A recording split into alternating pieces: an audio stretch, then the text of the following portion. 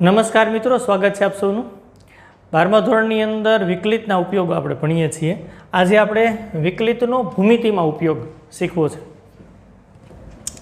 તો ટાઇટલ મારી દઈએ. ચાલો,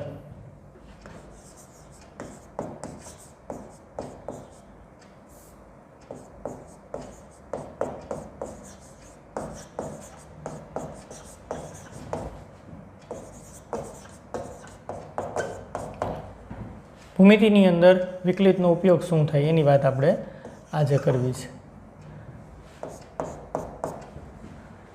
તો આપણી પાસે કોઈ પણ એક વક્ર આપ્યું હોય આપણને y બરાબર f ઓફ x, વક્ર y બરાબર f ઓફ x છે. વક્ર પરનું બિંદુ P છે.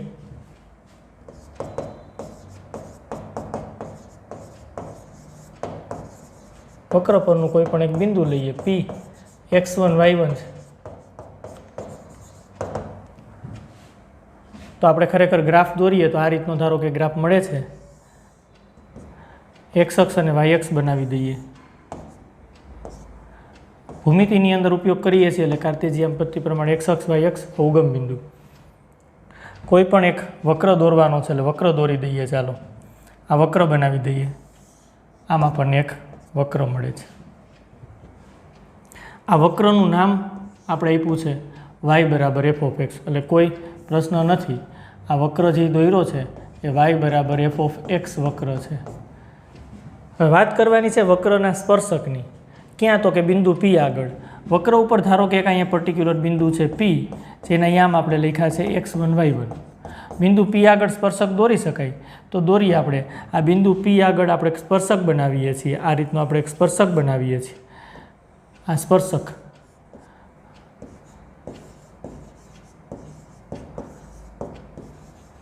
બિંદુ P આગળના સ્પર્શકની વાત છે.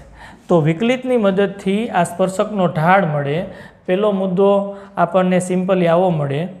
પહેલો મુદ્દો આવો મળે આપણને, વક્ર y બરાબર f ઓફ x ના બિંદુ P આગળના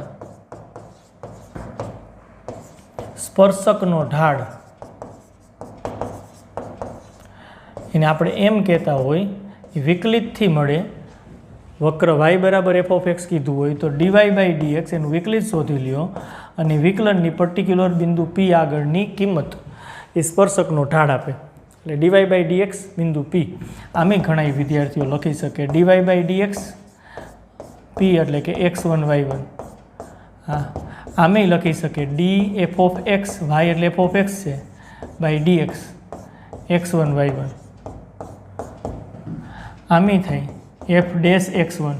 જે રીતે તમે લખવું હોય લખી શકો. વિકલન x1 કિંમત આગળ. આ રીતે સ્પર્શકનો ઢાળ મળે.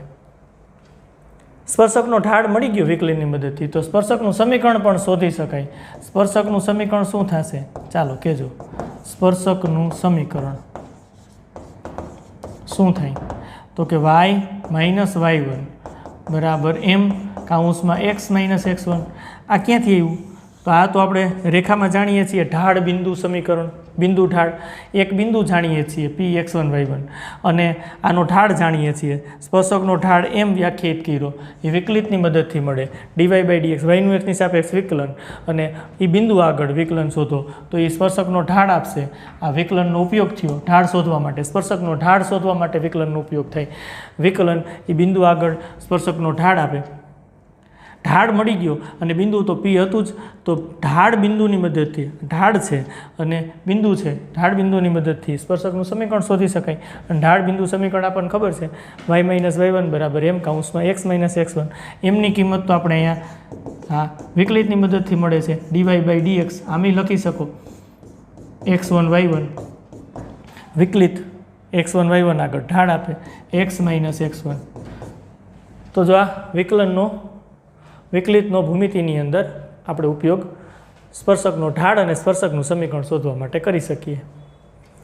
તો આ સ્પર્શક અહીંયા છેદે છે ધારો કે x અક્ષને અને y અક્ષને, એને નામ આપી શકાય.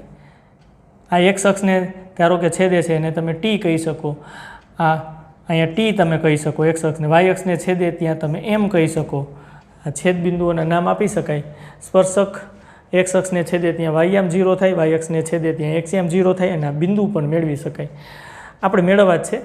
એની પહેલાં હજી એક નાનકડી વાત કરી દઈ. ધારો કે આ બિંદુ પીમાંથી સ્પર્શકને લંબ રેખા દોરું. બિંદુ પીમાંથી સ્પર્શકને લંબ રેખાઓ, આ લંબ રેખા છે, સ્પર્શકને લંબ રેખા, તો એને શું કહેવાય? એને અભિલંબ કહેવાય. એને શું કહેવાય? અભિલંબ. બિંદુ પીમાંથી સ્પર્શકને લંબ રેખાને સ્પર્શકનો અભિલંબ કહેવાય. તો હવે અભિલંબની માહિતી મળી જાય વિકલિતના મદદથી. કેમ મળી જાય? કારણ કે સ્પર્શકને લંબ છે અને બંને રેખાઓ લંબ હોય તો બેના ઢાળનો ગુણાકાર -1 થાય. તો અભિલંબનો ઢાળ તમે સિમ્પલી કહી શકો. સ્પર્શકની વાત દૂર કરી નાખીએ અને ત્યાં આપણે અભિલંબની વાત લખીએ. ચાલો, આપણને વિકલિતની મદદથી અભિલંબની માહિતી મળે છે તો લખીએ. ચાલો, એમાં અભિલંબ વક્ર y બરાબર f ઓફ એક્સના બિંદુ P આગળના અભિલંબનો ઢાળ શું થશે? ચાલો કયો જીને. બરાબર -1/m થાય. જો આનો ઢાળ એમ હોય, અભિલંબનો ઢાળ -1/m લખું, કરો બેનો ગુણાકાર, એમ કેન્સલ -1. તમને ખબર છે લંબ હોવાની આવશ્યક ને પર્યાપ્ત શરત. ભૂમિતિની વાતે આપણને ખબર હોવી જોઈએ, રેખા, વર્તુળ, પરવલય, કારણ કે આની અંદર ભૂમિતિનો વાત કરવાની આવશે, કારણ કે વિકલિતનો આપણે ઉપયોગ લઈએ છીએ ભૂમિતિમાં. રેખાની વાતે આવે, વર્તુળની વાત આવે, પરવલયની વાત આવે, તો તમને થોડી ખબર હોવી જોઈએ.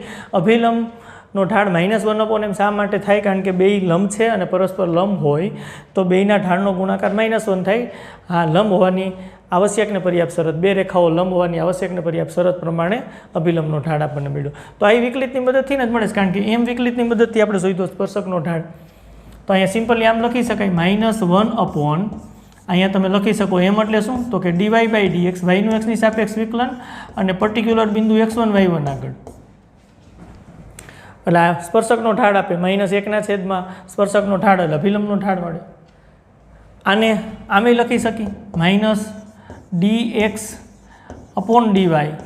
x1 y1 આમે લખી શકો. ચાલો, આ છેદનો છેદ આમ અંશમાં જાય છે એવું નથી હો. અહીંયા ખરેખર સાંકળ નિયમ વપરાય છે. જો આ આપણને ખબર હોવી જોઈએ, dy/dy yનું yની સાપેક્ષ વિકલન કેટલું થાય? 1. અને ખરેખર dy/dy એટલે લખાય કેમ એને? હા, આમ લખવું હોય તો લખી શકાય yનું પહેલાં xની સાપેક્ષ વિકલન અને વળી પાછું xનું yની સાપેક્ષ વિકલન, એટલે yનું yની સાપેક્ષ વિકલન થયું, x ઇન્ટરમીડિયેટ તરીકે રાખ્યા, બરાબર 1. dy/dy yનું yની સાપેક્ષ વિકલન એટલે 1 થાય છે. તો તમે અહીંયા સ્પષ્ટ લખી શકો dx/dy બરાબર શું થાય? તો કે 1/, dy/dx. આ સાંકળ નિયમ પ્રમાણે અને વિકલનના નિયમ પ્રમાણે આપણે આવું લખી શકીએ. જે અમારે સ્પષ્ટ આવું લખવું પડે, not equal to 0. Not equal to 0 તો સ્પષ્ટ લખવું જ પડે. તો ઇક્વલ ટુ 0 થાય તો 1/0 એટલે અવ્યાખ્યાયિત થાય. આ રીતની વાત છે. તો અભિલંબનો ઢાળ મળી ગયો. તો અભિલંબનો ઢાળ મળી ગયો હોય તો અભિલંબનું સમીકરણ ચાલો કયો. અભિલંબનું સમીકરણ આ બિંદુ આગળ જ અભિલંબનું સમીકરણ શું થાય? એમાંય ઢાળ બિંદુ અભિલંબનો ઢાળ છે. આ અભિલંબનો ઢાળ આપણને મળે છે -1/m. અભિલંબનો ઢાળ છે -1/m અને બિંદુ આર્યું પીમાંથી પસાર થાય છે. ચાલો લખાવો y y1 બરાબર ઢાળ એટલે -1/m અભિલંબનો ઢાળ લખવાનો થાય અને x x1 ઢાળ બિંદુની મદદથી અભિલંબનું સમીકરણ મળે. y y1 આ -1/m એટલે -dx/dy લખે તોય ચાલે, x1 y1 બિંદુ આગળ x x1 આવી રીતની વાત છે. અભિલંબનું સમીકરણ થઈ ગયું. અહીંયા જ્યારે આ કન્ડિશન લખીને ત્યારે અમુક વિદ્યાર્થીઓની પ્રશ્ન થયો હોય ભાઈ 0 ક્યારે આવે? તો dy/dx 0 ક્યારે આવે? તો કે ઢાળ 0 હોય તો, કારણ કે સ્પર્શકનો ઢાળ એમ કહી છે ને એમ એટલે આવું કહી છે dy/dx પર્ટિક્યુલર બિંદુ P આગળ. હવે P આગળ ઢાળની કિંમત 0 આવે. ઢાળની કિંમત 0 આવે તો સ્પર્શક છે એ ક્ષમ ક્ષિતિજ બને. જો આ સમજવા માટેની વાત છે. સ્પર્શક છે એ ક્ષમ ક્ષિતિજ બને તો એનો અભિલંબ એને લંબ એટલે કે શિરોલંબ આવે. એટલે ઢાળ જો 0 થાય, સ્પર્શકનો ઢાળ 0 થાય તો સ્પર્શકનો ઢાળ 0 એનું અર્થઘટન કે આપણને સમક્ષિતિજ x અક્ષને સમાંતર સ્પર્શક મળે અને એનો અભિલંબ x અક્ષને લંબ થાય એટલે કે શિરોલંબ થાય અને એનો ઢાળ અવ્યાખ્યાયિત હોય. એનો ઢાળ કેવો હોય? અવ્યાખ્યાયિત. એમની કિંમત 0 આવે તો -1/0 અવ્યાખ્યાયિત, અભિલંબનો ઢાળ અવ્યાખ્યાયિત એટલે શિરોલંબ અભિલંબ મળે. ક્લિયર? આ ભૂમિતિની વાત છે, સમજાય છે ને બધાને ભાઈ? હા, વાત કરવી છે, સિમ્પલ કરીએ. ચાલો, વાત આમ છે, ધારો કે તમે આ રીતનો વક્ર છે, આ રીતનો વક્ર છે, બરાબર છે? આ રીતનો વક્ર છે, આ x અક્ષ છે, ધારો કે એક અહીંયા y અક્ષ રાખી છે, આ y અક્ષ છે, આ વક્ર y બરાબર f(x) છે. પર્ટિક્યુલર બિંદુ ધારો કે P હું અહીંયા લઉં તો બિંદુ P આગળ સ્પર્શક દોરો તો સ્પર્શક તમને આવો મળશે. આ સ્પર્શકનો ઢાળ m એટલે કે dy/dx એ પર્ટિક્યુલર બિંદુ P આગળ x અક્ષને સમાંતર મળે. આનો ઢાળ 0 મળે કારણ કે x અક્ષને સમાંતર રેખા છે. શોધો તો હવે એનો ઢાળ 0 હોય તો તમે જોઈ શકો બિંદુ P માંથી જે રેખા પસાર થાય અને આને લંબ હોય એને જ અભિલંબ કહેવાય. આ સમજવા માટેની વાત છે, એને જ અભિલંબ કહેવાય. અને અભિલંબ છે એ શિરોલંબ રેખા થાય, શિરોલંબ, અને એનો ઢાળ કેટલો થાય? શિરોલંબ રેખાનો ઢાળ અવ્યાખ્યાયિત થાય, ઢાળ અવ્યાખ્યાયિત થાય. આવી રીતની વાત છે. અને ઢાળ અવ્યાખ્યાયિત હોય ત્યારે શિરોલંબ રેખા મળે, એનું સમીકરણ x બરાબર. ક્લિયર? આપણને બધી વાત રેખા ઉપરથી તો ખબર જ છે, એટલે નોટ ડાઉન કર્યા જેવી વાત છે. જો સ્પર્શકનો ઢાળ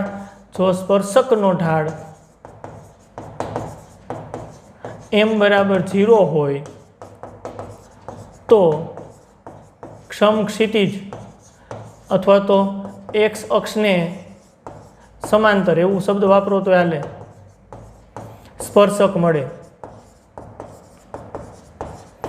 બીજી વાત એવી નોંધી લઈએ કે જો સ્પર્શકનો ઢાળ m બરાબર 0 હોય તો તે બિંદુ આગળના અભિલંબનો ઢાળ કેટલો થાય? અવ્યાખ્યાયિત.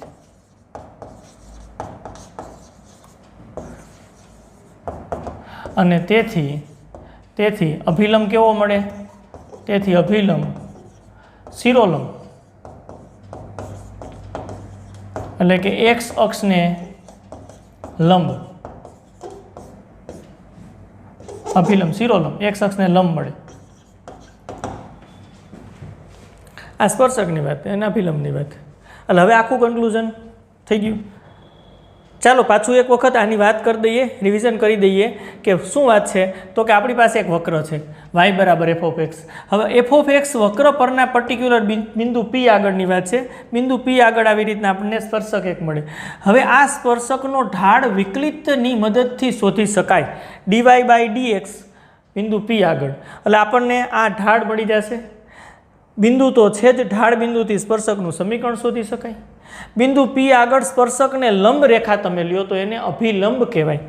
અને એના ઢાળની વાત કરવી હોય તો અભિલંબ સ્પર્શકને લંબ છે તો લંબ હોવાની આવશ્યક ને પર્યાપ્ત શરતની વાત છે. બે રેખાઓ લંબ હોવાની આવશ્યક ને પર્યાપ્ત શરત શું થાય? તો કે બેનો ગુણાકાર -1 થવો જોઈએ. તો અહીંયા ઢાળ m હોય તો આનો ઢાળ -1/m થાય. બેનો ગુણાકાર કરો, -1 આવી જાય છે. આનો ઢાળ મળી ગયો, પાછું બિંદુ P માંથી તો પસાર થાય છે. ઢાળ બિંદુથી અભિલંબનું સમીકરણ પણ શોધી શકાય. ક્લિયર? સ્પેશિયલી કેસની વાત છે. સ્પેશિયલી કેસ કયો આવે છે? તો અહીંયા આપણે ચર્ચા કરી કે જો સ્પર્શકનો ઢાળ 0 આવે તો સ્પર્શક સમક્ષિતિજ મળે અને P બિંદુમાંથી એને લંબ રેખા દોરો તો શિરોલંબ રેખા મળે, એને આપણે અભિલંબ કહીએ છીએ. તો જો સ્પર્શક સમક્ષિતિજ મળે તો એનો અભિલંબ શિરોલંબ થાય. આનાથી ઉલટી હજી એક વાત આપણે કરવી હોય તો કરી શકાય કે જો વક્ર તમને આ રીતે મળે છે, બિંદુ P અહીંયા છે, આવી રીતની x અક્ષ અને y અક્ષ આપણે દોરેલી છે, આ x અક્ષ અને y અક્ષ આવી રીતની દોરેલી છે, આ x અક્ષ છે, આ y અક્ષ છે, આ બિંદુ P આગળ મારે સ્પર્શક દોરવો હોય તો તમે કેમ દોરી શકશો? આ બિંદુ P આગળ આવી રીતના તમે આ સ્પર્શક દોરી શકશો. જો બિંદુ P માંથી પસાર થતી રેખા વક્રને એક અને માત્ર એક બિંદુ P માં છેદે છે, એટલે આ બિંદુ P આગળનો સ્પર્શક છે. અહીં સ્પર્શકનો ઢાળ m ક્લિયરલી અવ્યાખ્યાયિત દેખાય છે. હા, દેખાય છે આપણને ભાઈ, કારણ કે શિરોલંબ છે. અને તેથી આપણે એવું કહી શકીએ કે આ સ્પર્શક છે ને એ શિરોલંબ સ્પર્શક આપણને મળે છે, તો તેને સંગત અભિલંબની વાત મારે કરવી હોય તો બિંદુ પીમાંથી પસાર થતી રેખા સ્પર્શકને લંબ રેખા દોરવી પડે કે જે એક્સ અક્ષને સમાંતર આવે, અને આ ક્ષમક્ષિતિજ રેખા થાય, ક્ષમક્ષિતિજ રેખા થાય, અને જેને આપણે અભિલંબ કહીએ છીએ. તો ક્લિયર ખબર પડે છે કે અભિલંબ આપણને ક્ષમક્ષિતિજ મળે છે. સ્પેશિયલી કેસ આ બીજી બે મુદ્દા મેં લખ્યા છે, એવા જ અહીંયા બે મુદ્દાની ચર્ચા કરી શકાય.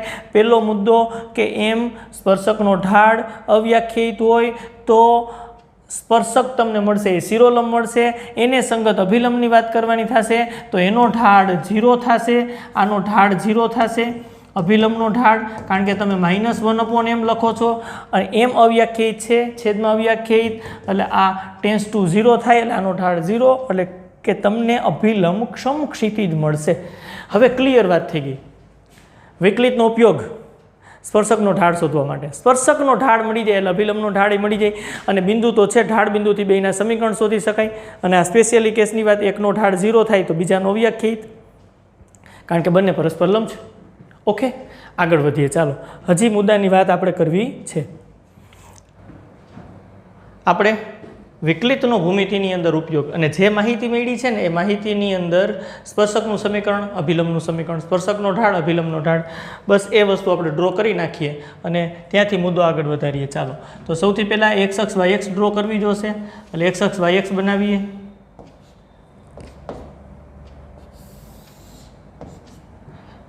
આ એક્સ અક્ષ છે, આ વાય અક્ષ છે, અને આ ઉગમ બિંદુ છે.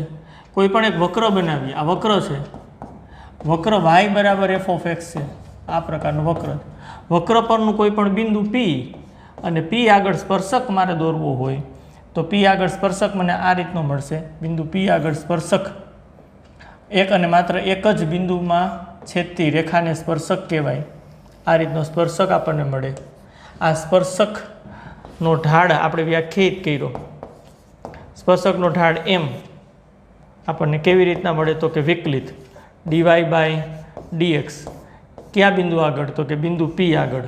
બિંદુ P આગળના વિકલિતને સ્પર્શકનો ઢાળ કહેવાય. આ પણ ખબર છે. ઓકે, સ્પર્શકની વાત કર્યા પછી સ્પર્શકને લંબ રેખા. સ્પર્શકને લંબ રેખા બિંદુ P માંથી પસાર થતી હોય એવી તમે લ્યો તો એને અભિલંબ કહેવાય. આ રેખાને અભિલંબ કહેવાય. અભિલંબ સ્પર્શકને લંબ હોય. જે વાત કરી છે પહેલાં આપણે રિવિઝન કરી નાખીએ, વાત એક વખત કરી નાખીએ, પછી નવા મુદ્દા તરફ આગળ વધીએ. સ્પર્શકની વાત, આની અભિલંબની વાત.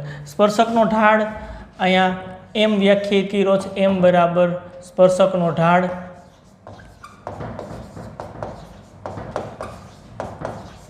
અને બરાબર વિકલિત dy/dx બિંદુ P આગળ.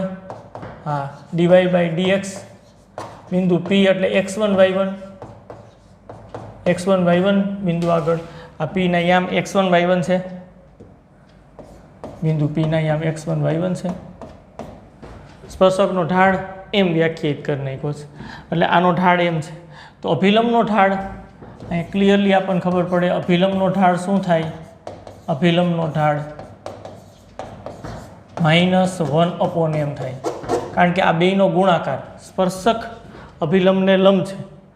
અભિલંબ અને સ્પર્શક આ બે રેખા વચ્ચેનો ખૂણો 90 અંશનો બને, જેનું અર્થઘટન બેયના ઢાળનો ગુણાકાર -1 થાય. બે રેખા લંબ હોવાની આવશ્યક ને પર્યાપ્ત શરતની વાત છે અહીં. એટલે આનો ઢાળ એમ હોય તો એના વ્યસ્તનું વિરોધી, એટલે -1/m થાય, કારણ કે બંનેનો ગુણાકાર કરો -1 આવવું જોઈએ. ક્લિયર. હવે સ્પર્શકનું સમીકરણ જો ઢાળ આ હોય તો સ્પર્શકનું સમીકરણ અહીંયા મળે છે એ લખીએ આપણે. તો સ્પર્શકનું સમીકરણ થશે, સ્પર્શકનું સમીકરણ આપણને મળે. સ્પર્શકનું સમીકરણ શું મળે? ચાલો, તો બિંદુ છે, P બિંદુ છે રેખા ઉપર, સ્પર્શક ઉપર P બિંદુ છે, અને એનો ઢાળ વ્યાખ્યાયિત કર્યો આપણે એમ. તો સ્પર્શકનું સમીકરણ ઢાળ બિંદુથી y-y1 બરાબર m કાઉન્સમાં x - x1 થાય. આવું થાય. ત્યાંથી આગળ વધીએ, એમની કિંમત મૂકી દઈએ તો y-y1 બરાબર m એટલે dy/dx. કયું બિંદુ તો કે x1 y1.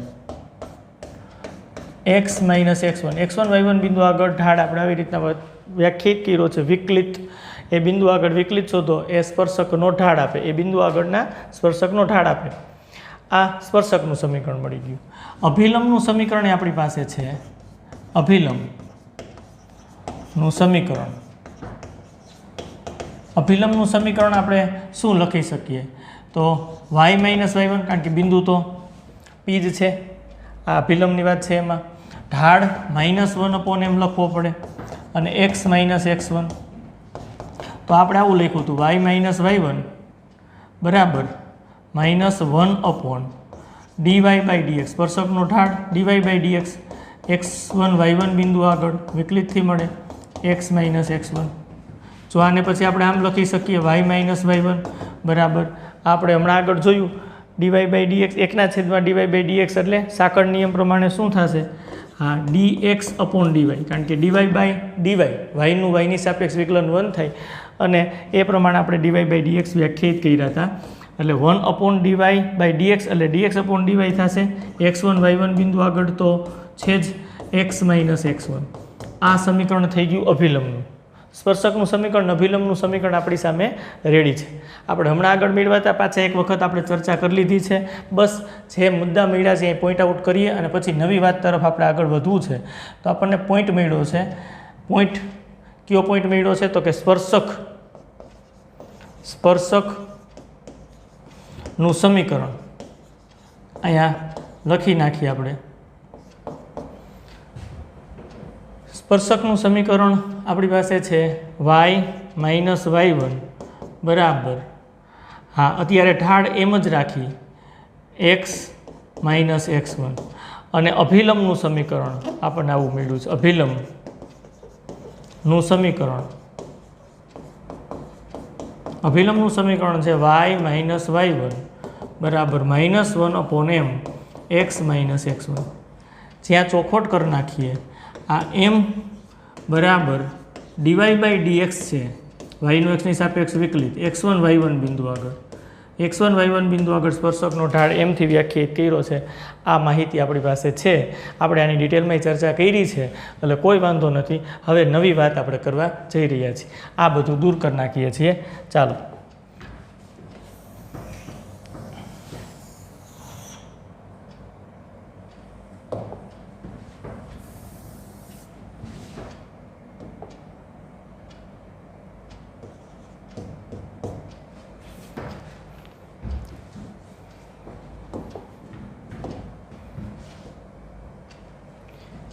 તો ચાલો હવે મારે આ સ્પર્શક છે ને એ x અક્ષને છેદે ને એ છેદ બિંદુ શોધવું છે. ધારો કે ટી બિંદુમાં છેદે છે, તો અહીંયા આપણે સ્પષ્ટ લખી શકીએ સ્પર્શક x અક્ષને ટી બિંદુમાં છેદે છે.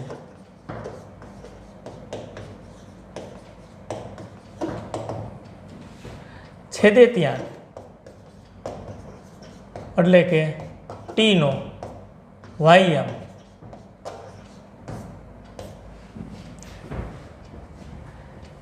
એક્સ અક્ષને જ્યાં બિંદુમાં છેદે ટી બિંદુમાં, તો એક્સ અક્ષને છેદે છે તો એ છેદે ત્યાં વાયયામ એટલે કે ટી બિંદુનો વાયયામ શું થશે? 0 થશે. ટી બિંદુનો વાયયામ, કારણ કે ટી બિંદુ એ છેદે છે. હવે તમને ખબર છે એક્સ અક્ષ પરનું કોઈ પણ બિંદુ હોય તો એનો વાયયામ 0 હોય, તો એક્સ અક્ષને ટી બિંદુમાં છેદે અને છેદે ત્યાં વાયયામ 0 થાય એટલે બિંદુ ટીનો વાયયામ 0 થાય. એટલે સ્પર્શકનું સમીકરણ તો આવું છે y માઇનસ y1 બરાબર m કાઉન્સમાં x માઇનસ x1. આવું સમીકરણ છે. હવે આની અંદર આપણે વાયયામ 0 મૂકી દઈએ એટલે y બરાબર 0 મૂકી દઈએ. આ 0 મૂકી દીધા. માઇનસ y1 બરાબર m કાઉન્સમાં x માઇનસ x1. હવે ટીનો એક્સિયામ શોધવો છો તો માઇનસ y1 અને એમને નીચે લઈ લ્યો બરાબર અહીંયા થશે x માઇનસ x1. આવું થાય. હવે જુઓ જઈને માઇનસ y1ના છેદમાં m એટલે dy બાય dx. હા, x1 y1 સ્પર્શકનો બિંદુ p આગળ સ્પર્શક દોર્યો છે, એનો ઢાળ છે, વ્યાખ્યાયિત કર્યો છે, એમની કિંમત મૂકી દીધી. એક્સને કરતાં બનાવવા છે, અહીંયા છે એક્સ એટલે મગજમાં રાખશું આપણે. હજી આને આમ લખી શકાય minus y1 1/dy by dx એટલે થશે dx બાય dy.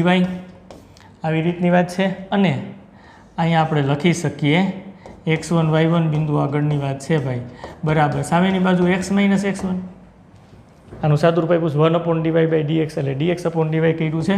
એક્સને કરતાં બનાવી લ્યો તો x1 આ બાજુ આવશે એટલે પ્લસ થઈ જશે.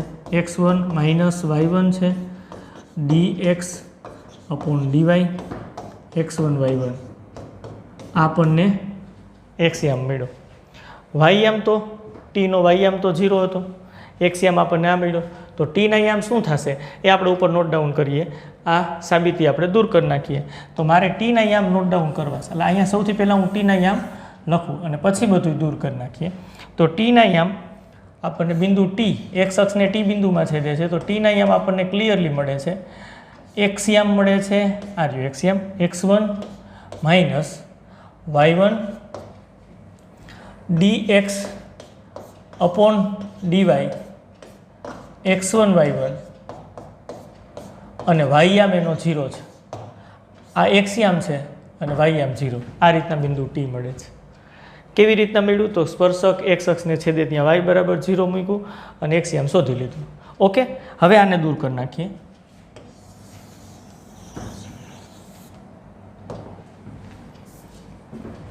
હવે એ જ રીતે સ્પર્શક વાય અક્ષને છેદે, સ્પર્શક વાય અક્ષને છેદે ત્યાં આપણે બિંદુનું નામ આપી દઈએ. સ્પર્શક વાય અક્ષને છેદે ત્યાં ધારો કે એને બિંદુનું નામ આપી દઈએ એમ. તો એ પણ શોધીએ. સ્પર્શક વાય અક્ષને બિંદુ એમમાં છેદે છે અને છેદે ત્યાં વાય અક્ષને છેદે ત્યાં એક્સયામ 0 થાય. સ્પર્શકનું સમીકરણ તો આપણી પાસે હતું જ, y માઇનસ y1 બરાબર m કૌંસમાં x માઇનસ x1. એક્સની જગ્યાએ 0 મૂકી દે એટલે વાયયામ મળશે. y માઇનસ y1 બરાબર m, એક્સની જગ્યાએ 0 મૂકી દો માઇનસ x1. હવે y માઇનસ y1 બરાબર માઇનસ m x1 આવું થાય ગુણાકાર. વાયને કરતાં બનાવી લ્યું, આ બાજુ જશે y બરાબર y1 માઇનસ આને x1 ગુણ્યા m પણ લખી શકાય, m x1 ને. એમની કિંમત, એમ તો સ્પર્શકનો ઢાળ છે. સ્પર્શકનો ઢાળ આપણે વ્યાખ્યાયિત કર્યો છે વિકલિતથી, બિંદુ p આગળના સ્પર્શકનો ઢાળ, એટલે અહીંયા આપણે x1 y1 લખશું. આ રીતની વાત છે. તો વાયયામ મળી ગયો. એક્સયામ તો 0 હતો જ, તો બિંદુ એમ શું થશે? એનો એક્સયામ 0 અને વાયયામ આવ્યો. બિંદુ એમ લખી નાખીએ. સાબિતી તો આપણે આપી, આવી રીતના મળે.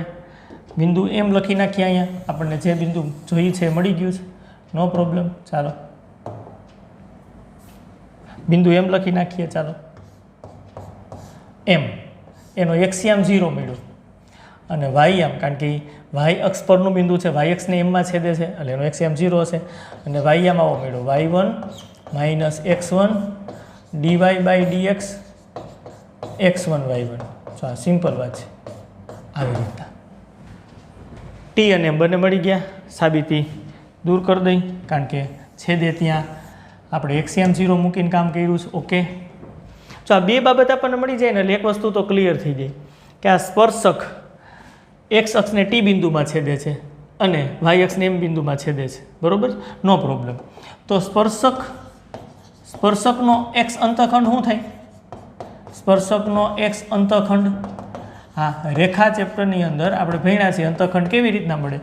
જો કોઈ પણ સ્પર્શક એક્સ અક્ષને a0માં છેદે તો એને, હા, એ સ્પર્શક અથવા તો એ રેખાનો એક્સ અંતખંડ કહેવાય. સિમ્પલ વ્યાખ્યા આવી હતી ને ભાઈ. જો આ રીતના એક્સ અક્ષ છે, આ રીતના વાય અક્ષ છે. બરાબર, હવે એક્સ અંતખંડ અને વાય અંતખંડની વ્યાખ્યા આપણે કેમ રેખામાં જોઈ હતી? ધારો કે પર્ટિક્યુલર કોઈ પણ એક રેખા દોરી આ એલ. હવે એલ રેખા દોરી એક્સ અક્ષને ધારો કે એ બિંદુમાં, એટલે કે a0માં છેદે તો આ રેખાનો એક્સ અંતખંડ એ કહેવાય, એક્સ અંતખંડ એ કહેવાય. અને આ રેખા ધારો કે વાય અક્ષને બી બિંદુમાં છેદે 0b, તો એનો વાય અંતખંડ, હા, તમને ખબર છે વાય અંતખંડ શું કહેવાય? તો કે બી કહેવાય. આ એ બી ધન ઋણ હોઈ શકે. મેં તો એક જ ચરણની અંદર ઉદાહરણ લઈ અને તમને અંતખંડ બતાવ્યા છે. સિમ્પલની વાત છે. રેખા એક્સ અક્ષને જે બિંદુમાં છેદે એ બિંદુના એક્સ યામને એનો અંતખંડ કહેવાય. હવે આપણે અહીંયા એક્સ અંતખંડ મેળવવો છે તો ખૂબ સહેલી વાત છે, કારણ કે રેખા એક્સ અક્ષને ક્યાં છેદે છે તમને ખબર છે. એક્સ અક્ષને ક્યાં છેદે છે તો કે ટી બિંદુમાં. એક્સ અક્ષને ટી બિંદુમાં છેદે છે તો ટી બિંદુનો એક્સ યામ અહીં આપણી સામે છે, તો એ સ્પર્શકનું એક્સ અંતખંડ થાય x1 - y1 અને dx upon dy x1 y1. આટલું ક્લિયર અને સહેલી વાત છે.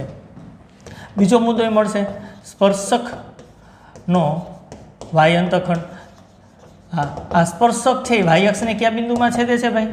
વાય અક્ષને એમ બિંદુમાં છેદે છે.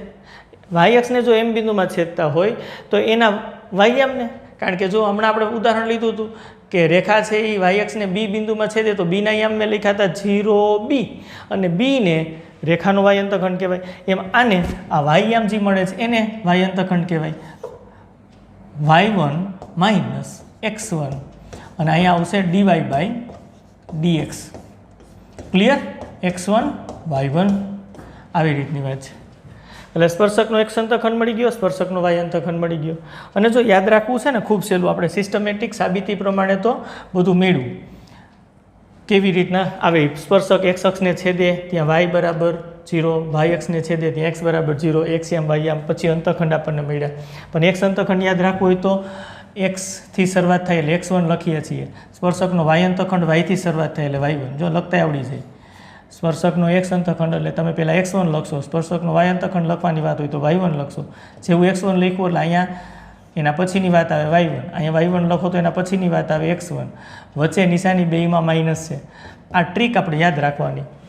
દર વખતે થોડુંક પછી દાખલાની અંદર એક્સ અંતખંડ આપણને માગ્યો હોય તો એના માટે સાબિત કરાય છે.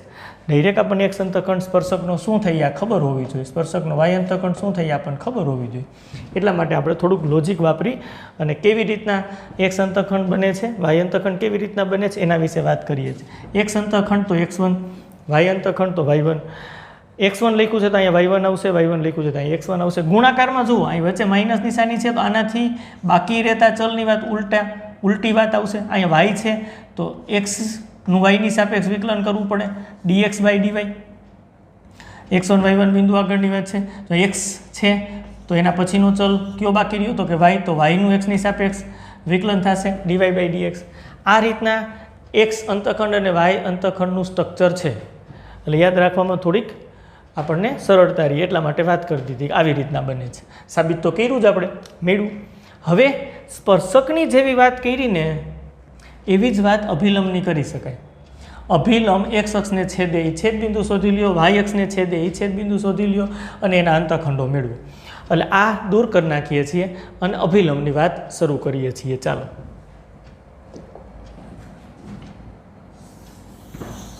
તો ચાલો અભિલંબ છે ને એ એક્સ અક્ષને ધારો કે અહીં એક બિંદુ આપણે નામ આપી દઈ. આ બિંદુનું આપણે નામ આપી દઈ n. એક્સ અક્ષને એનમાં છેદે છે અને હજી આ અભિલંબને આપણે જો આમ લંબાવીએ તો વાય અક્ષને અહીંયા છેદે છે, એને નામ આપી દઈ r. હવે n અને r બિંદુ આપણે શોધવા છે. તો અભિલંબ અહીંયા આપણે ગણતરી કરીએ. અભિલંબ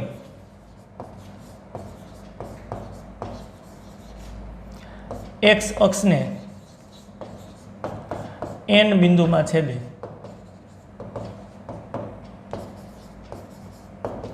ત્યાં વાયયામ 0 થાય. બિંદુ nનો વાયયામ 0, કારણ કે એક્સ અક્ષને છેદે છે. અભિલંબનું સમીકરણ y - y1 બરાબર -1/m x - x1 આવું છે. અભિલંબનું સમીકરણ આપણે અહીં લખ્યું છે y - y1 -1/m x - x1 છે. y - તો yની કિંમત તો 0 લેવાની છે. y1 -1/m કાઉન્સમાં x - x1 આવું આપણે લખશું. ક્લિયર? હવે આ એમને સામે લઈ લઈએ, માઇનસ બે બાજુથી દૂર થઈ જશે, my1 થઈ જશે અહીંયા બરાબર x - x1. તો ચાલો કયો જીને આ એક્સને કરતાં બનાવો, x1 આ બાજુ આવશે એટલે પ્લસ થઈ જશે, પ્લસ my1. ચાલો, તો x બરાબર આપણે લખી શકીએ x1 પ્લસ y1 m આમ લખી શકીએ. ચાલો, તો x બરાબર x1 પ્લસ y1 અને ઢાળ છે સ્પર્શકનો બિંદુ P આગળનો વિકલિતથી મળે, x1 y1 બિંદુ આગળના વિકલિતથી ઢાળ મળે. ઢાળ એમ વ્યાખ્યાયિત કર્યો છે. આ x એમ મળી ગયો, y એમ તો 0 છે, તો n બિંદુના યામ મળી ગયા. આ દૂર કરીને n બિંદુના યામ લખી નાખીએ. ચાલો આપણે અહીંયા n બિંદુના યામ લખવા છે. ચાલો n બિંદુના યામ લખીએ. x યામ મળે છે x1 plus y1 dy by dx. હા, x1 y1 અને y યામ 0 કારણ કે x અક્ષ પરનું બિંદુ છે. આ n ના યામ મળી ગયા. r ના યામ પણ શોધીએ આપણે. ચાલો આ દૂર કરી નાખીએ. અભિલંબ y અક્ષને r બિંદુમાં છેદે છે. અભિલંબ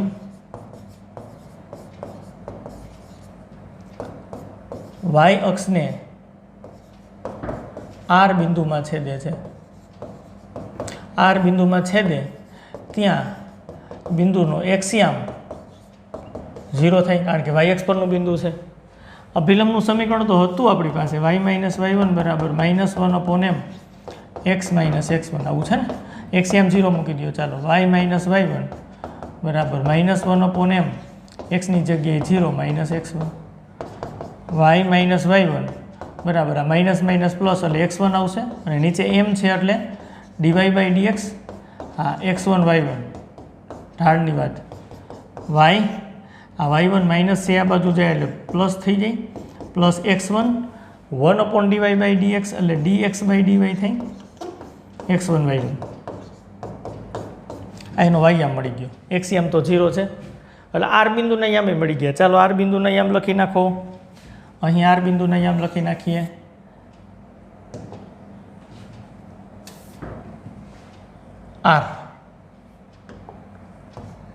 r બિંદુના યામ થશે x યામ 0 છે અને y યામ આવે છે y1 પ્લસ x1 અને અહીંયા છે dx upon dy x1 y1. નો પ્રોબ્લેમ. ચાલો ક્લિયર. આ દૂર કરી નાખીએ.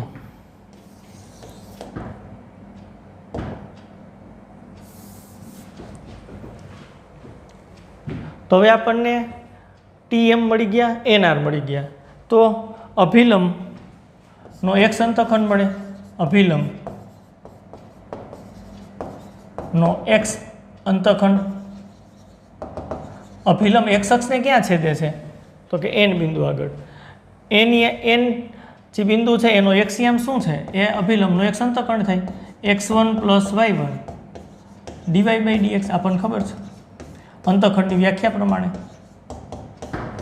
એ જ રીતે અભિલંબનો y અંતખંડ, આ તમને ફટાફટ આવડી જેવી વાત છે. અભિલંબનો y અંતખંડ. ચાલો શું થશે? અભિલંબ y અક્ષને r બિંદુમાં છેદે છે તો એનો y યામ છે એ y અંતખંડ થશે. y1 પ્લસ x1 હા dx by dy x1 y1 આવી રીતની વાત છે. અભિલંબનો x અંતખંડ મળી ગયો, y અંતખંડ મળી ગયો. જેમ સ્પર્શકના અંતખંડો હતા એમ અભિલંબના અંતખંડો. હવે ડાયરેક્ટલી યાદ રાખવું પડે તો આ કેવી રીતના સ્ટ્રક્ચર બને છે એ જોવું પડે. આપણે જોઈએ. ચાલો તો જુઓ ખાસ. x1 અહીંયા લખીએ છીએ આપણે. x1 x અંતખંડમાં, y અંતખંડમાં y1 લખીએ છીએ સ્પર્શકની જેમ જ. જો અહીંયા મેં x1 લખ્યું તો એના પછીનો ચલ અહીંયા આવે y1. સ્પર્શકમાં એવું થતું હતું, અભિલંબમાં એવું થાય છે x1. સ્ટ્રક્ચર કેમ બન્યું છે જોઈ. સ્પર્શકમાં વચ્ચે માઇનસ નિશાની હતા, સ્પર્શકના અંતખંડની અંદર વચ્ચે માઇનસ નિશાની હતી. સાબિત કરી વાત એના ઉપરથી આપણને કન્ક્લુઝન મળ્યું અંતખંડ એમાં માઇનસ નિશાની આવતી હતી. અભિલંબના અંતખંડની સાબિતી મેળવી, એનો અંતખંડ શોધ્યો તો એની અંદર અહીંયા પ્લસ નિશાની આવે છે. એટલે હવે મગજમાં ખાસ રાખજો, સ્પર્શક માટે વચ્ચે માઇનસ નિશાની, અભિલંબ માટે પ્લસ નિશાની. બાકી સરખું સ્ટ્રક્ચર. x1 હોય તો અહીંયા y1 હોય તો x1, કારણ કે અંતખંડની શરૂઆત એ ચલથી કરશું આપણે. જો હવે અહીં પ્લસ નિશાની છે ને તો અહીંયા y ચલ છે ને તો y થી જ શરૂઆત થશે, બદલશે નહીં. y છે તો dy બાય dx, તો x છે તો dx બાય dy બદલશે નહીં. ક્લિયર. એટલે આ રીતે અભિલંબના અંતખંડ યાદ રાખી શકાય. સ્પર્શક માટે વચ્ચે માઇનસ નિશાની અને અહીં y હોય તો x થી શરૂઆત થાય, બદલે અભિલંબ માટે પ્લસ નિશાની અને વાયથી જ પાછી શરૂઆત થઈ, વાય હોય તો વાયથી જ શરૂઆત થઈ, એક્સ હોય તો એક્સથી જ શરૂઆત થઈ. આવી રીતના આપણે યાદ રાખી શકાય અભિલંબના અંતખંડો.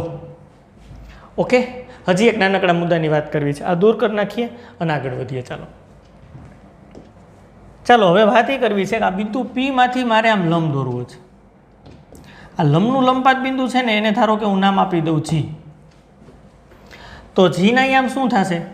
ક્લિયર ખબર પડે. આ લંબ છે, શિરોલંબ રેખા, એના એક્સિયમ બધા એના સરખા હોય તો આનો એક્સિયમ x1 છે તો આનો એક્સિયમ x1 આવે. આ G છે એ x અક્ષ પરનું બિંદુ છે એટલે y આમ તો 0 જ થશે. આ T થી G સુધીનું અંતર શું થાય? ચાલો કોઈ કહેશે? T થી G સુધીનું અંતર શોધવું જ મારે. T થી G સુધીનું અંતર છે ને એ શોધવું છે. હા, સ્પર્શક x અક્ષને Tમાં છેદે છે અને આ લંબ દોર્યું.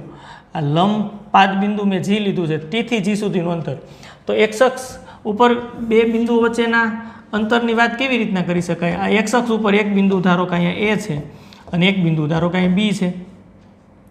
આના યામ x1 0 છે અને આના યામ ધારો કે x2 0 છે. મારે AB વચ્ચેનું ડિસ્ટન્સ જોઈ છે, અંતર જોઈ છે. આ ઉદાહરણ સ્વરૂપે આમ રજૂ કરવું હોય તો આમ કરી શકાય રજૂ. ધારો કે મારી અહીંયા 2 0 યામ છે અને આના યામ ધારો કે 7 0 છે. તો આ AB વચ્ચેનું અંતર કેટલું થાય? તમે તરત જ કહેશો બહુ ટૂંકમાં 5. તમને કેમ ખબર પડી? કારણ કે તમે 7માંથી 2 બાદ કર્યા, 7 - 2 એટલે 5 આવે છે. અને ખરેખર એવું જ થાય ને, અંતર સૂત્ર લગાડો લાવવું થાય 7 - 2 સ્ક્વેર માઇનસ 0 - 0 સ્ક્વેર અંતર સૂત્ર, એટલે 7માંથી 2 બાદ કરો 5 સ્ક્વેર 25. આ તો 0 25નું વર્ગમૂળ એટલે 5. એટલે આપણને ક્લિયરલી ખબર પડે મોટામાંથી નાનો એક્સિયમ બાદ થાય એટલે આ બે બિંદુ વચ્ચેનું અંતર મળે. આ બે બિંદુ વચ્ચેનું અંતર એટલે x2 - x1 થાય, મોટામાંથી નાનું બાદ. આમ જાય એમ કિંમત મોટી થતી જાય x અક્ષ ઉપર.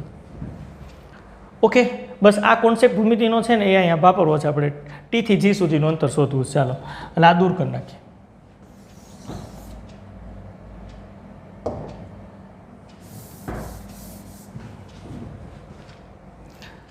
તો આપણે શોધવું છે TG. આ TG છે ને એને અવસ્પર્શકની લંબાઈ કહેવાય. નામ આપી દીધું. આ TG છે ને એને અવસ્પર્શક કહેવાય. અવસ્પર્શકની લંબાઈ T થી G સુધીના અંતરને, અહીંથી અહીં સુધીનું અંતર છે ને એને અવસ્પર્શકની લંબાઈ કહેવાય. અંતર શોધવું છે. કેવી રીતના મળે? મોટામાંથી નાનું બાદ. x1,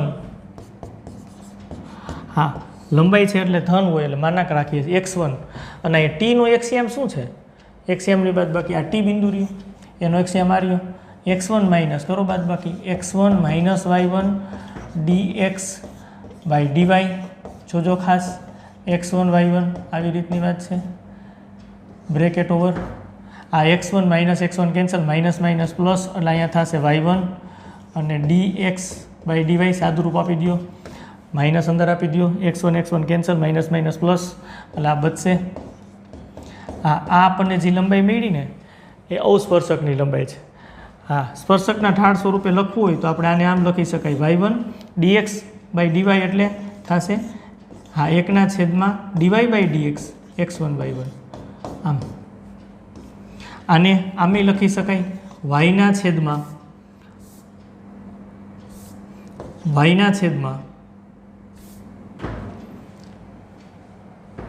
આને આમે લખી શકાય y/dy/dx. કયા બિંદુ આગળ? તો કે x1 y1 બિંદુ આગળ. આ TG એટલે અવસ્પર્શકની લંબાઈ આપણને મળી y/dy/dx x1 y1. હવે સૂત્રાત્મક આપણે રજૂઆત છે એ હા અવસ્પર્શકની લંબાઈ એટલે આવડી જવું જોઈએ.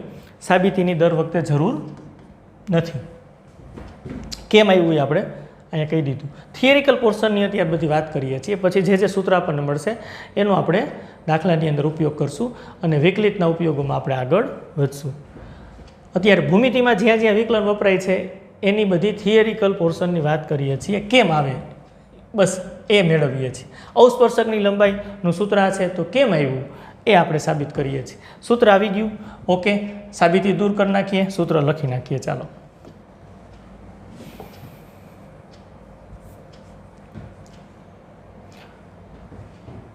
તો ચાલો અવસ્પર્શકની લંબાઈ આપણને મળી y/dy/dx માનાંકમાં પર્ટિક્યુલર બિંદુ x1 y1 આગળ. હજી એક g થી n સુધીના અંતરની વાત છે. બિંદુ n સુધીનું અંતર, g થી n સુધીનું અંતર, એટલે કે આ અંતરની વાત છે,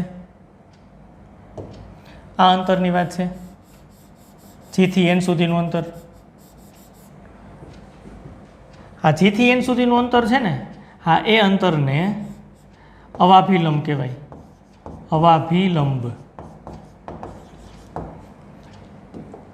એ અંતર છે એને શું આપણે કહેશું? અવાભિલંબ.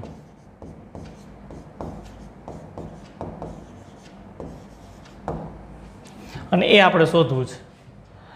અવાભિલંબની લંબાઈને આપણે કીધું છે gn બરાબર અવાભિલંબની લંબાઈ.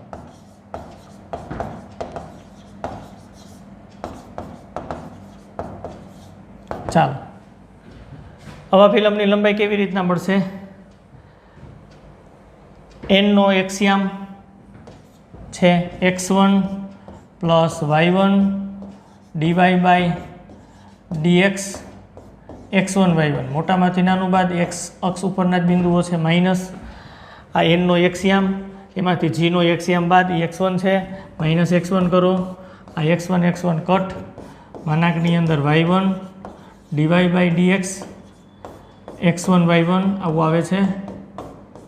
હા, અવાભિલંબની લંબાઈનું સૂત્ર આવું થશે, y નું dy/dx સાથે ગુણાકાર, ને જે રિઝલ્ટ મળે એ પર્ટિક્યુલર બિંદુ x1 y1 આગળ. જો x1 y1 છે, y1 મૂકો છો, અહીંયા જે વિકલિત આવે છે એમાં x1 y1 મૂકો છો, તો એને આમ લખી શકાય y ગુણ્યા dy/dx જે કિંમત મળે એમાં પર્ટિક્યુલર બિંદુ x1 y1 મૂકવાનું. એટલે આ રીતના થાય. આમાં yના છેદમાં આવે છે, અહીં yના ગુણાકારમાં dy/dx આવે છે. અવસ્પર્શકની લંબાઈ અને અવાભિલંબની લંબાઈની વાત કરી દીધી. હવે સૂત્રાત્મક રજૂઆત આપણે મગજમાં રાખશું. અવસ્પર્શક એટલે y/dy/dx x1 y1 આગળ થાય, અને અવાભિલંબ એટલે y ગુણ્યા dy/dx x1 y1 આગળ આપણને મળે. એટલે આ ભૂમિતિમાં ઉપયોગની બધી વાત આપણે કરી. સ્પર્શક, અભિલંબ, x અક્ષ સાથેના છેદબિંદુ, y અક્ષ સાથેના છેદબિંદુ, અને સાથે સાથે અવસ્પર્શક અને અવાભિલંબની પણ વાત આપણે કરી. ટોટલી આપણે બધી વાત કરી દીધી. હજી બે વક્રો વચ્ચેના ખૂણાની વાત આપણે કરવી છે, તો એ વાત કરીએ. ચાલો, બે વક્રો આપ્યા હોય તો એની વચ્ચેનો ખૂણો આપણે કેવી રીતના શોધી શકીએ? તો સૌથી પહેલાં આપણે બે વક્ર દોરવા પડશે અને એના વચ્ચેના ખૂણાની વાત આપણે કરવી પડશે. તો બે વક્રો પહેલાં બનાવીએ. ચાલો, આ x અક્ષ છે, આ y અક્ષ છે, આ ઉગમ બિંદુ છે. એક વક્ર તમને આ રીતનો મળે છે અને બીજો વક્ર તમને આ રીતનો મળે છે. આ જે વક્ર છે એ y બરાબર f1x છે અને આ વક્ર છે એ y બરાબર f2x છે. બે વક્રો છે એ આ P બિંદુમાં છેદે છે. તો બે વક્રો વચ્ચેનો ખૂણો એટલે સિમ્પલી આવી વાત થાય, બે વક્રો વચ્ચેનો ખૂણો એટલે તેમના એટલે વક્રોના છેદબિંદુ આગળ દોરેલા સ્પર્શકો વચ્ચેનો ખૂણો. આવી સિમ્પલ વાત છે.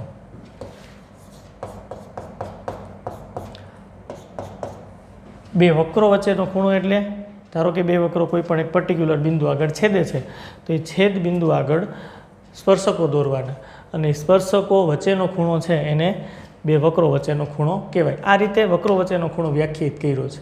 તો મારી પાસે અહીં બે વક્રો તો છે જ, P બિંદુમાં છેદે છે, તો બિંદુ P આગળ સ્પર્શકો દોરો, તો બિંદુ P આગળ આ પેલું વક્ર y બરાબર f1x છે ને એને સંગત આપણને સ્પર્શક આ મળે છે. ધારો કે હું સ્પર્શકને L1 કહું, એ સ્પર્શકનું નામ આપણે આપી દઈએ L1.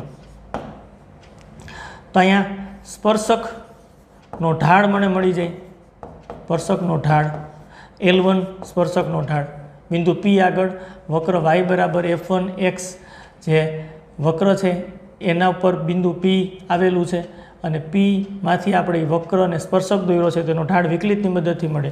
એના ઢાળને હું m1 કહું તો કેમ મળે? dy/dx આમ મળે. કયા બિંદુ આગળ? તો કે બિંદુ P આગળ. Pના યામ નક્કી કરી નાખીએ. ધારો કે એના યામ x1 y1 છે, કાંઈ વાંધો નથી, ગમે યામ રાખી શકાય. એટલે અહીંયા આપણે રાખીએ x1 y1. આમ આમે થશે d/dx. y એટલે f1x છે, x1 y1. અને આમ પણ ઘણા વિદ્યાર્થીઓ લખી શકે f1-x1. આ ઢાળ m1 થયો. પહેલા વક્રના P બિંદુ આગળના સ્પર્શકનો ઢાળ. હવે આમાં શું કીધું છે? બે વક્રો વચ્ચેનો ખૂણો એટલે તેમના છેદ બિંદુ આગળ દોરેલા સ્પર્શકો વચ્ચેનો ખૂણો. એટલે બિંદુ P આગળ આ બીજું વક્ર છે y = f2x. હા, એનો સ્પર્શક કંઈ મળે. જોજો ખાસ, આ બીજું વક્ર છે y = f2x. એના ઉપર એ બિંદુ P આવેલું છે, કારણ કે P બેયનું છેદ બિંદુ છે. તો આ એના આગળ સ્પર્શક દોર્યો. બીજા વક્રના બિંદુ P આગળનો સ્પર્શક, એને ધારો કે હું L2 કહું, તો આપણને અહીંયા L2નો ઢાળ મળશે. L2 સ્પર્શકનો ઢાળ બીજા વક્રની વાત છે, એને m2 કહું. એ વિકલિતથી મળે dy/dx x1 y1. જો બે સમાન વક્ર નથી, ખાસ જોજો. d/dx આ y = f2x છે, નવું વિધેય છે. હા, x1 y1. એને તમારે દર્શાવવું હોય તો તમે આમે દર્શાવી શકો f2-x1 m2. ચાલો હવે તમે કહી શકો. જો આ પહેલા વક્ર માટે વક્ર 1, આ બીજા વક્ર માટે વક્ર 2. પહેલા વક્ર માટે સ્પર્શકનો ઢાળ, બીજા વક્ર માટે સ્પર્શકનો ઢાળ, કારણ કે બિંદુ P બેયનું છેદ બિંદુ છે. હવે બિંદુ P વક્ર 1 ઉપર આવેલું છે, તો બિંદુ P આગળ વક્ર 1નો સ્પર્શક દોરી શકાય. એનો ઢાળ આ થાય. બિંદુ P આગળ આ વક્ર બીજો છે f2x વક્ર છે, એનો સ્પર્શક મળે L2 અને એનો ઢાળ શોધી શકાય. હવે બે સ્પર્શકો વચ્ચેનો ખૂણો, તો આ બે રેખા વચ્ચેનો ખૂણો એ રેખા ચેપ્ટરની અંદર વ્યાખ્યાયિત કરી દીધો છે આપણે. બે રેખા વચ્ચેનો ખૂણો એટલે ધારો કે કોઈ બે રેખા છેદે છે પર્ટિક્યુલર બિંદુ આગળ, તો આવી રીતના અભિકોણની બે જોડ મળે. એમાંથી લઘુકોણ અભિકોણના માપને બે રેખા વચ્ચેનો ખૂણો કહેવાય. અને ધારો કે ખૂણો આલ્ફા હોય તો સૂત્ર આપણે આવું રેખામાં તૈયારું છે tan આલ્ફા બરાબર, ધારો કે આ રેખાનો ઢાળ m1 છે અને આ રેખાનો ઢાળ m2 છે, તો આપણે આવું રેખાની અંદર સૂત્ર તૈયારું છે tan આલ્ફા બરાબર m1 - m2 અને છેદમાં 1 + m1 × m2. તો અહીં કામે લાગે. શા માટે કામે લાગે? કારણ કે આ બે રેખા જ છે ને ભાઈ. બિંદુ P આગળ આ સ્પર્શક દોર્યો છે એ રેખા છે, બિંદુ P આગળ આ બીજા વક્રને સ્પર્શક દોર્યો એ રેખા છે, અને બે વચ્ચેના ખૂણાની વાત છે. એટલે લઘુકોણનું માપ એને બે રેખા વચ્ચેનો ખૂણો કહેવાય. ધારો કે એને તમે આલ્ફા કહો, બે વક્રો વચ્ચેનો ખૂણો, એટલે તેને સંગત આપણે છેદ બિંદુ આગળ સ્પર્શકો દોર્યા છે, એ સ્પર્શકો વચ્ચેના ખૂણાને બે વક્રો વચ્ચેનો ખૂણો કહેવાય. એટલે એ રેખા વચ્ચેનો ખૂણો જ થયો. અને રેખા વચ્ચે તો આવી રીતના તમે જુઓ તો ચાર ખૂણા બને, આ બે સરખા હોય, આ બે સરખા હોય, એને અભિકોણ કહેવાય. એટલે અભિકોણની જોડ સમાન હોય. એમાંથી લઘુકોણ અભિકોણના માપને બે રેખા વચ્ચેનો ખૂણો કીધો છે. રેખાની અંદર આપણે આ વાત કરી છે, વ્યાખ્યાયિત કર્યું છે, અને આવી રીતના આપણે શોધી શકતા. બસ એનો જ ઉપયોગ કરવો છે. હવે આપણે જાણીએ છીએ એનો જ ઉપયોગ કરવો છે. તો અહીં આપણી પાસે શું છે? તો કે બે રેખા છે, P બિંદુમાં છેદે છે, અને એના સિવાયની વાત હજી આપણને ખબર છે. શું ખબર છે? બિંદુ Pમાં તો છેદે છે એ આપણને ખબર છે. આનો ઢાળ L1નો ઢાળ ખબર છે, L2નો ઢાળ ખબર છે, તો બેયનો વચ્ચેનો ખૂણો આપણને ખબર પડી જાય. L1 તથા L2 વચ્ચેનો ખૂણો, જેને તમે આલ્ફા ધારો કે કહો તો ઇઝીલી મળી જાય.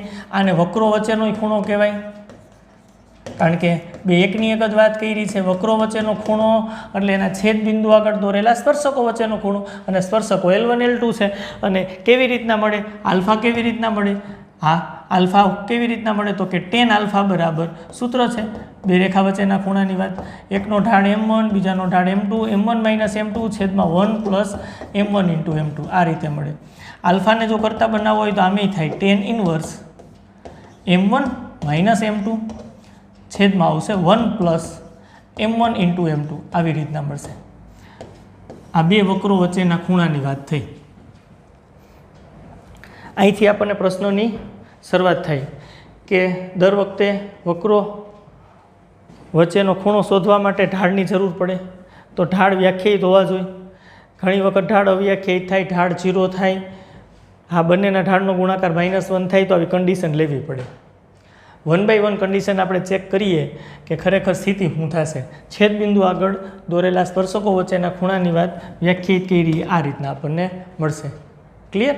હવે એના વિકલ્પની વાત કરીએ તો ચાલો હવે 1 by 1 વિકલ્પ આપણે લેતા જઈએ. બે વક્રો વચ્ચેના ખૂણાને હું આલ્ફા વડે દર્શાવું તો આલ્ફા આપણને આવી રીતના મળે છે tan ઇન્વર્સ m1 - m2 અને છેદમાં 1 + m1 × m2. m1 એટલે પહેલા સ્પર્શકનો ઢાળ છે, m2 એટલે બીજો સ્પર્શક બિંદુ P આગળ બીજા વક્રને સંગત સ્પર્શક દોર્યો છે એનો ઢાળ છે. ક્લિયરલી તમે આને આમે યાદ રાખી શકો, tan આલ્ફા બરાબર m1 - m2 ના છેદમાં 1 + m1 × m2. આવી રીતની વાત છે. હવે આ tan આલ્ફા તો થઈ ગયું પહેલો વિકલ્પ, પહેલો પોઈન્ટ. ધારો કે આપણે એવું લઈએ m1 × m2 બેનો ગુણાકાર -1 છે, તો શું થાય? બેયના ઢાળનો ગુણાકાર -1, તો ક્લિયરલી કહી શકો L1 અને L2 વચ્ચેનો ખૂણો બને 90°, બે લંબ હોય પરસ્પર, અને તેથી તમે કહી શકો કે બેયનો વચ્ચેનો ખૂણો આલ્ફા બરાબર π/2 એટલે કે 90° બને. અને તેથી તમે કહી શકો વક્રો વચ્ચેનો ખૂણો કેટલો છે? વચ્ચેનો ખૂણો કાટકોણ છે, કાટકોણ અથવા તો કાટખૂણો 90° છે. અને તેથી કહી શકાય કે વક્રો લંબછેદી છે. તો લંબછેદી વક્રોની વ્યાખ્યા હોત થઈ ગઈ. જો બે વક્રો વચ્ચેનો ખૂણો 90° મળતો હોય તો એવા બે વક્રોને લંબછેદી વક્રો કહેવાય. ડબલ ઇમ્પ્લાઇઝ કર્યું છે. લંબછેદી વક્રો હોય તો ઢાળનો ગુણાકાર -1 થાય એટલે કે બે વચ્ચેનો ખૂણો 90° મળે. પહેલો વિકલ્પ એટલે કે પહેલો પોઈન્ટ. હજી બીજો પોઈન્ટ, બીજા પોઈન્ટની વાત કરીએ. m1 બરાબર m2 હોય તો શું સ્થિતિ થશે? ચાલો વિચારો દીને. તો આલ્ફા બરાબર 0° મળે. 0 રેડિયન લખો તો વાંધો નથી. કેમ? m1 ને m2 સરખા, એટલે ઉપર 0 થઈ જાય, અંશમાં 0 એટલે tan આલ્ફા બરાબર 0 તો આલ્ફા બરાબર 0 થઈ જાય. tan આલ્ફા બરાબર 0 તો આલ્ફા બરાબર 0, tan 0 એટલે 0 એવી વાત છે. આ બે સરખું છે એટલે 0 થઈ ગયું. અને આલ્ફા બરાબર 0 થાય તો શું કહી શકાય? આ બંને વક્રો વચ્ચેનો ખૂણો કેટલો છે? 0 છે. અને એનું અર્થઘટન શું તમે સિમ્પલી કરી શકો? વક્રો પરસ્પર છેદ બિંદુએ સ્પર્શે છે, આવું અર્થઘટન કરાયું. સ્પર્શે છે. આ બીજા પોઈન્ટની વાત છે. વક્રો વચ્ચેનો ખૂણો 0 એટલે વક્રો પરસ્પર છેદ બિંદુએ સ્પર્શે છે. આ બીજા વિકલ્પની અંદર મારે આકૃતિ દોરી દેવી પડશે તમને ભાઈ, એટલે તમને ક્લિયર સમજાય. ધારો કે એક વક્ર આવો છે અને બીજો વક્ર છે એ આ રીતનો છે. આ વક્ર છે y બરાબર f1x અને આ વક્ર છે y બરાબર f2x.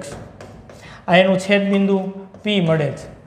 હવે બિંદુ P આગળ પહેલા વક્રને સંગત સ્પર્શક દોરો એટલે બિંદુ P આગળ આ પહેલા વક્રને સંગત સ્પર્શક થયો. આ સ્પર્શકનું નામકરણ કરી નાખો L1. હવે બીજા વક્ર પર બિંદુ P આવેલું છે એને સંગત સ્પર્શક દોરો તો એને સંગત સ્પર્શક આ થયો L2. અને બે સરખા જ છે, બે વચ્ચેનો ખૂણો કેટલો બને? 0. એનું અર્થઘટન કે બેયને સંગત એકના એક સ્પર્શક મળે છે. એનું અર્થઘટન કે બે રેખા વચ્ચેનો ખૂણો 0 થાય છે. એનું અર્થઘટન કે બેયના ઢાળ સરખા છે m1 m2. એનું અર્થઘટન કે બંને વક્રો બિંદુ P આગળ જોઈ શકો છો તમે સ્પર્શે છે. હા, સ્પર્શે છે એટલે કે એક અને માત્ર એક જ બિંદુમાં છેદે છે. આવી રીતની આકૃતિની રચના થશે અને L1 બરાબર L2 આમાં મળશે બીજા વિકલ્પમાં. વિકલ્પ શા માટે લઈએ છીએ?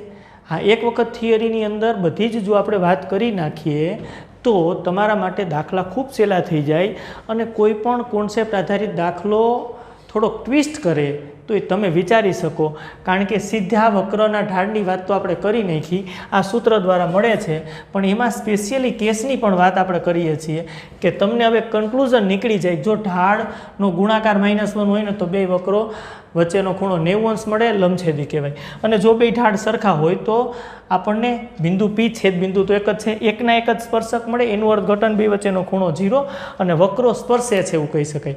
હવે તમને કન્ડિશન આપી હોય કે વક્રો પરસ્પર સ્પર્શે છે તો તમને ખબર પડી જાય કે એના છેદ બિંદુ આગળ વક્રો વચ્ચેનો ખૂણો 0 થાય, એકના એક જ સ્પર્શક મળતા હોય, આવી રીતની વાત છે.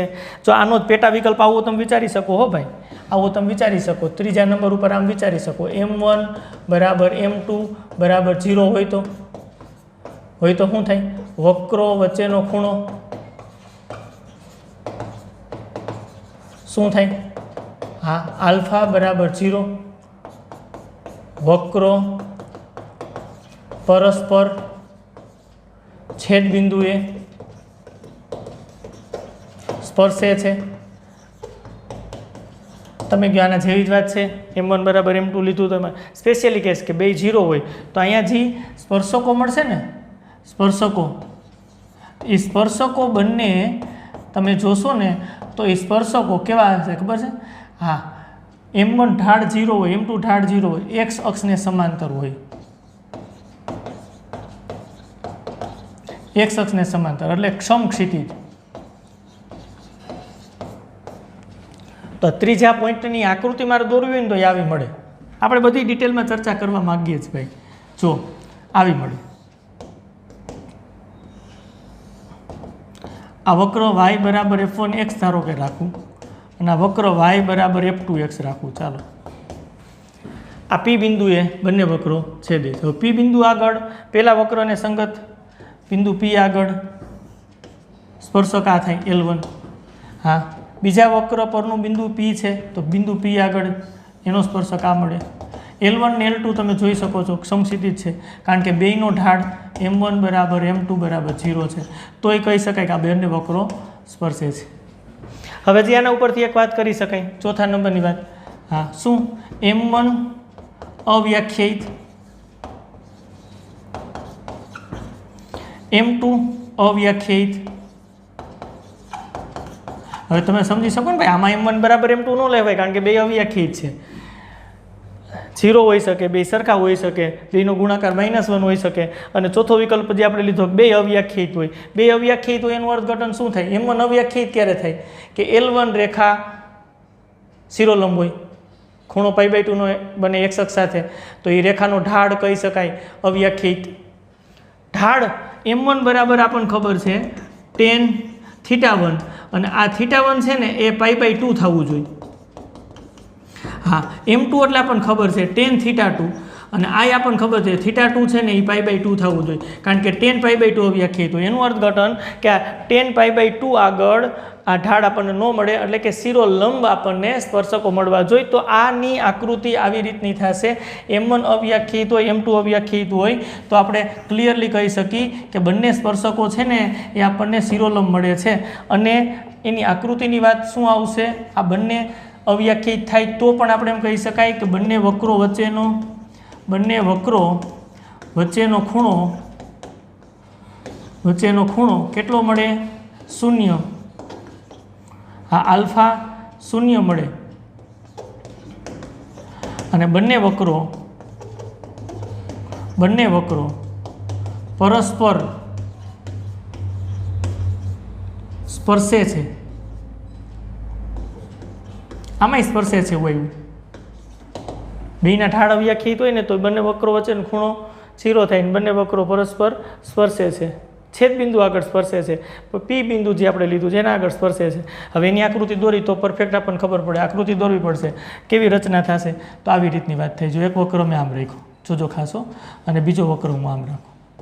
આ વક્ર છે y બરાબર f1x અને આ વક્ર છે y બરાબર f2x. ચાલો હવે એનું છેદ બિંદુ અહીંયા P છે, તો બિંદુ P આગળ પહેલા વક્રને સંગત સ્પર્શક દોરો તો આ રીતનો મળે. હા, L1. હવે તમે વિચારો છો L1 નો ઢાળ M1 છે એ કેવો છે? અવ્યાખ્યાયિત છે. હવે બીજો સ્પર્શક દોરો. બિંદુ P બીજા વક્ર ઉપર y બરાબર f2x ઉપર છે. હા, તો એનો સ્પર્શક એની જ રેખા મળશે, L1 બરાબર L2. અને એનો ઢાળ તમે વિચારો M2, તો એ પણ ઇન્ફિનિટિવ ટેન્સ ટુ ઇન્ફિનિટિવ અવ્યાખ્યાયિત થાય છે, પણ બિંદુ P આગળ બંને વક્રો સ્પર્શે છે. હવે 3 3 આકૃતિ મેચ કરો. જો આમાં L1 L2 નો ઢાળ મળતો હતો પણ સમાન હતો, આમાં L1 L2 નો ઢાળ મળતો હતો પણ બંને 0 હતું. અને આ વિકલ્પ જો L1 L2 નો ઢાળ અવ્યાખ્યાયિત, બંનેનો ઢાળ અવ્યાખ્યાયિત છે બિંદુ છેદ બિંદુ આગળ, તો બે રેખા શિરોલંબ થઈને બે વચ્ચેનો ખૂણો તો 0 જ મળે એટલે સ્પર્શે. તો બે વક્રો સ્પર્શે છે એવું કીધું હોય તો 3 માંથી કોઈ પણ હોઈ શકે. કા બેના ઢાળ સરખા હોય, અને કા બેના ઢાળ સરખા અને 0 હોય, અને કા બેના ઢાળ અવ્યાખ્યાયિત હોય. ક્લિયર? 4 મુદ્દાની વાત કરી. અને બે ઢાળનો ગુણાકાર -1 થાય તો વક્રો વચ્ચેનો ખૂણો 90 અંશ અને લંબછેદી વક્રો કહેવાય. હજી એક વિકલ્પ આવે, વિચારો દીને કયો વિકલ્પ આવશે? એક વિકલ્પની હજી ચર્ચા કરવી પડે. ઓ ભાઈ, જો આપણે ડિટેલમાં વાત કરીએ છીએ અને આવી રીતના વાત કરીએ ને એટલે મેચ સહેલું થઈ જાય, કંઈ કોઈ ટેન્શનવાળી વાત નથી. હવે એક વિકલ્પની વાત એવી આવે કે બે ઢાળની વાત છે M1 ને M2, એમાંથી એક અવ્યાખ્યાયિત હોય અને બીજાનો ઢાળ મળતો હોય. એકનો ઢાળ અવ્યાખ્યાયિત હોય અને બીજાનો મળતો હોય. જો બે અવ્યાખ્યાયિત હોય એની વાત કરી, બે વ્યાખ્યાયિત હોય અને સરખા હોય એની વાત કરી. હા, બે જુદા જુદા હોય તો ખૂણો શોધી શકાય, બે જુદા જુદા હોય તો ખૂણો શોધી શકાય, તો આ સૂત્ર પ્રમાણે કોઈ વાંધો નથી. અને બેનો ગુણાકાર -1 હોય તો લંબછેદી થાય. બે અવ્યાખ્યાયિત હોય એની વાત કરી. હવે એક જ વિકલ્પ 5મા નંબરનો પોઈન્ટ બાકી છે કે બે ઢાળ છે M1 M2, એમાંથી એક અવ્યાખ્યાયિત થઈને એકનો આપણને ઢાળ મળતો હોય તો બે રેખા વચ્ચેનો ખૂણો, બે સ્પર્શકો વચ્ચેનો ખૂણો, એટલે કે બે વક્રો વચ્ચેનો ખૂણો કેવી રીતના વ્યાખ્યાયિત કરી શકાય અને શું મળે. 5મા મુદ્દાની વાત કરીએ. ચાલો, તો 5મો મુદ્દો, M1 છે ને, M1 ઢાળ અવ્યાખ્યાયિત રાખીએ.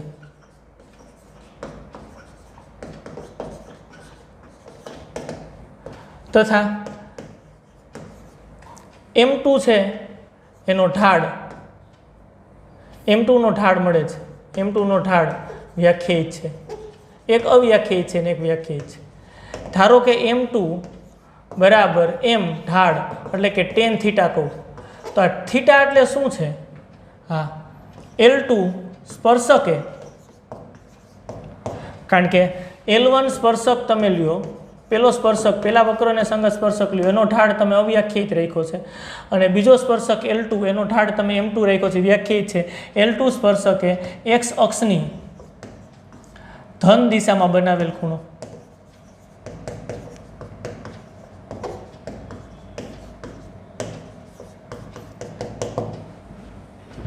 તો ખરેખર આની આકૃતિ દોરો તો પેલો સ્પર્શક છે એ આપણને કેવો મળશે?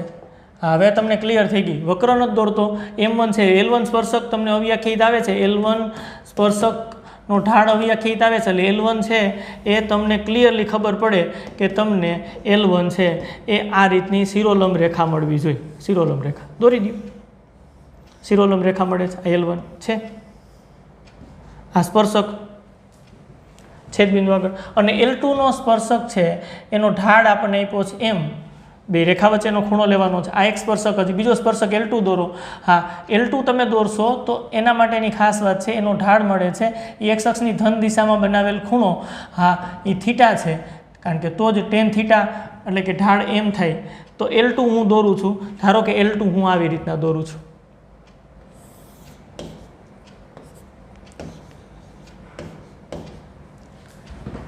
આ L1 ને L2 બે રેખા વચ્ચેનો, બે સ્પર્શકો વચ્ચેનો ખૂણો કયો થયો? ક્લિયર ખબર પડે. આ થાય ને, આલ્ફા. આ શોધવો છે. હવે હું તમને આપ્યું છે, તમને આ તો વ્યાખ્યાયિત આપ્યું છે, એટલે π/2 નો શિરોલંબ છે, અને આનો ખૂણો થીટા આપ્યો છે x અક્ષની ધન દિશાનો. આ L2 નો x અક્ષની ધન દિશાનો x અક્ષ દોરી નાખો. ચાલો, આ x અક્ષ, આ x અક્ષ બનાવું, આ x અક્ષ, x અક્ષની ધન દિશાનો ખૂણો એટલે આ ખૂણો આપ્યો છે થીટા, તો આનો ઢાળ થાય tan થીટા બરાબર M એટલે કે M2. કોઈ વાંધો નથી. આ ખૂણો તો અહીં π/2 બનશે. આ ખૂણો તમે શોધો તો કેટલો થાય? π - થીટા, કારણ કે આખો એંગલ વિચારો તો 180. 180 માંથી તમારે થીટા બાદ કરવું પડે એટલે આ તમને ખૂણો મળે π - થીટા. ત્રણેય ખૂણાનો સરવાળો આ ત્રિકોણની અંદર, આ અંદરનો ત્રિકોણ છે એની અંદર ત્રણેયનો સરવાળો, ત્રણેય ખૂણાનો સરવાળો 180 થવો જોઈએ, એટલે π/2.